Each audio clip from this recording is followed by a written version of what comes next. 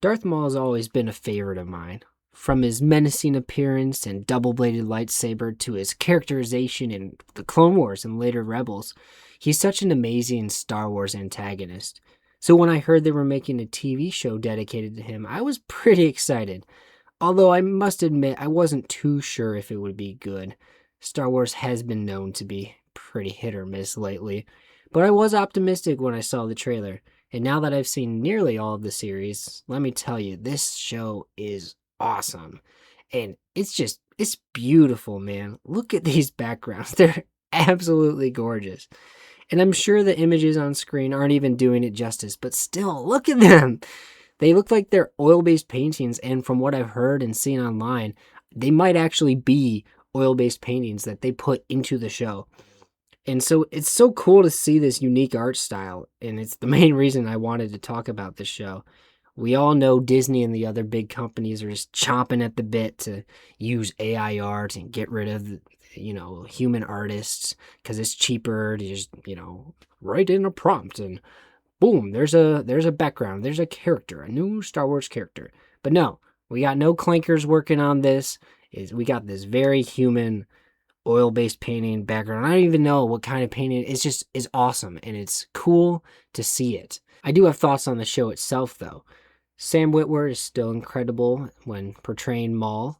With what happens in Rebels, it's cool to see what Maul was up to right after the Empire was established. I was kind of wondering what happened to him with all the crime syndicate stuff, and here we see him trying to regain control over the criminal underworld with the ultimate goal of destroying the Emperor.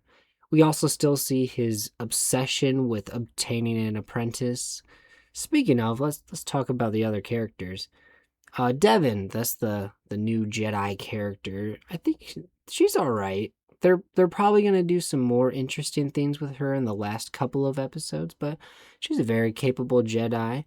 You also got her master, Daki, who, he's a pretty standard Jedi master character. But honestly, I like the character I think I like the most is the police captain Lawson. He's like this he's not a dirty cop, but like he's more nuanced. He wants to do what's right, but like he's got like, his underground sources, and he doesn't want to contact the Empire when things go wrong because he knows that they just want to take over the planet. So, it's kind of cool to see him at work there. And honestly, I feel like Captain Lawson and Devin and them are more main characters than Darth Maul in this show, which is fine. I'm not going to hold that against the show. I still think they give Maul plenty of time to shine in this. But yeah, just something I noticed there.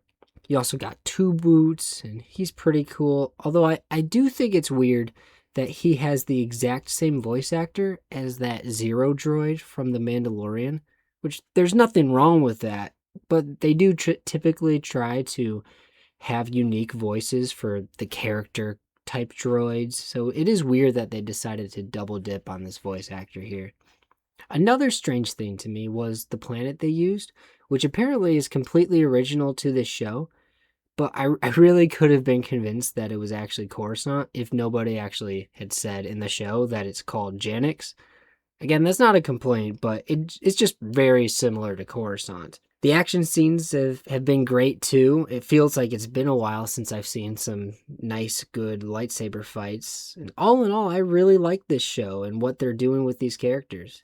It's also nice to see this potentially tie in with Solo, which definitely they wanted to set something up, but it ultimately didn't pay off. So it'd be cool to see if they do anything with that in another season, but I guess we'll see. Until then, I'll rate this show a 9 out of 10.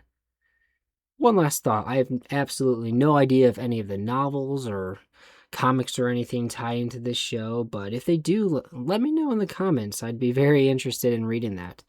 Thanks so much for watching this short little video, but before you go, let me remind you that I do have a podcast, and this very day we released an episode where we discuss all the Star Wars movies and how we would rank them. So if that sounds interesting to you, you can check out my second channel, link below, or on screen right now in the card. Thanks again, and until next time, may the 4th be with you.